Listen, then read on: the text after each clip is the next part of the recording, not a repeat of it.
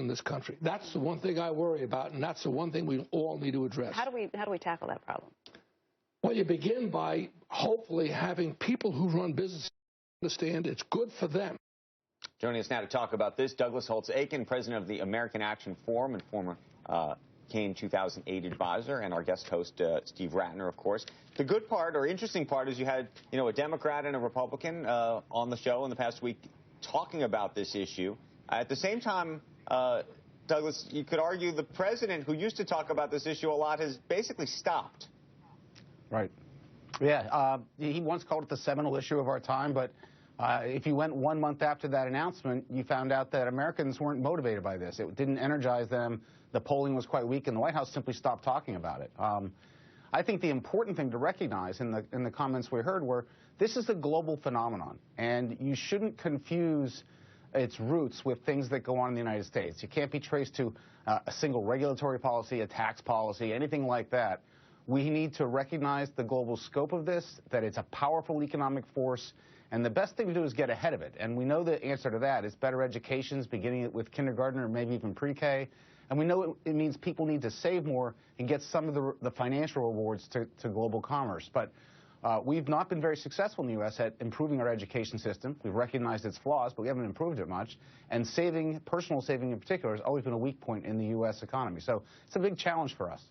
I think both parties come at this from two different places, which is just to say, Ken, I think, to some degree, I don't want to put words in his mouth, he's worried effectively about an uprising that, creates sort of like mini civil war in this country, whereas Democrats might be approaching this sort of on a more sort of an emotional level. I think there's some truth to that, but however you get there, I think it's interesting that people like Ken Lang go and see it as a huge problem. Now, his solution, which is businesses should somehow recognize, and I'm not sure exactly how that works in practice, I would respectfully disagree with Doug on one point. While income inequality is getting worse everywhere around the world, it's much here and gotten much worse here than in pretty much everywhere else in the world. And that does have something to do with our tax policies and some of our other social policies in which we do less for people at the bottom than a lot of other countries.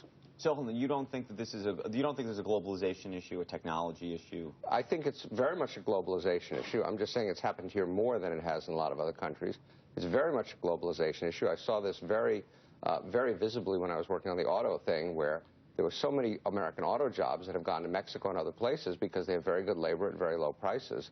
Technology, less so a little bit. So the technology argument you think is not there yet? I think it's a little weaker because we just talked about how productivity is weak. You can't say that workers are being replaced by robots and then say productivity is weak in the same sentence, because those two things are in opposition to each other.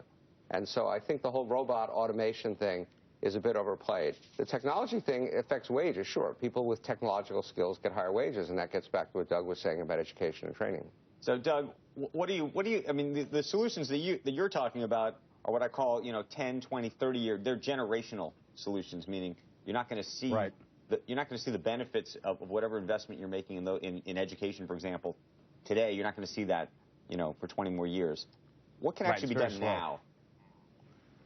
Well, I think the key is that regardless of where you start with this, you want to have very effective anti-poverty programs. I mean, the issues at the bottom are very important.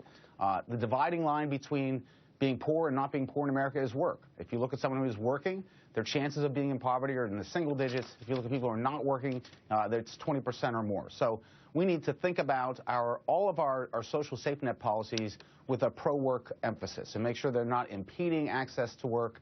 They're not doing things like what the Affordable Care Act, the CBO came out and said, look, the Affordable Care Act may be whatever it is on health policy, but it has bad labor supply incentives. It takes over 1 million people out of the labor.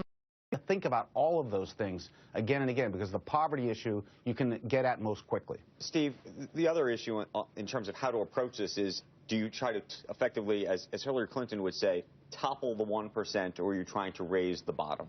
Right? Yeah. And that's the other sort of philosophical distinction between how I think both parties are approaching this issue. And that's an important point. I think we say income inequality, and we sort of toss that around. I think that what we really are worrying about are the 99% and how to get them up. Now, some of it is because all the income gains in the last few years, virtually all, have gone to the top 1%.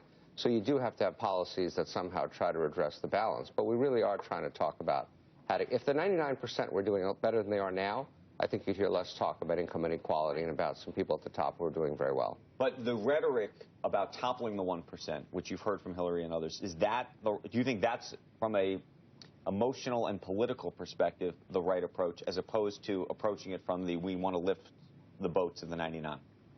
I think from a political perspective, the Democratic Party is having a debate about this, and there's a wing of the Democratic Party who thinks that the way to solve this problem is by toppling the 1%. And in the real practical world we live in, Hillary Clinton has to recognize that a significant part of her constituents, her supporters, believe that. And I do think if she were president, she would not engage in class warfare. I do think she would focus on lifting the 99%, but we're in a political season. And so we just say we have to pretend what she's actually saying isn't what she really means. Well, she hasn't. Which is a fairness. She has not run around. That's ludicrous. She's not run around, you know, with a revolutionary flag saying topple the 1%.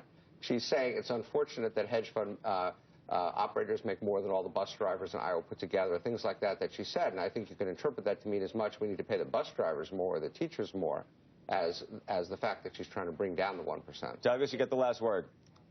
Well, I mean, the fundamental problem here is that no one can tell us the right amount of inequality. And so there's no real policy here. This is just sentiment and rhetoric, right? If we knew the right amount of inequality, then we could actually have a policy to aim for that.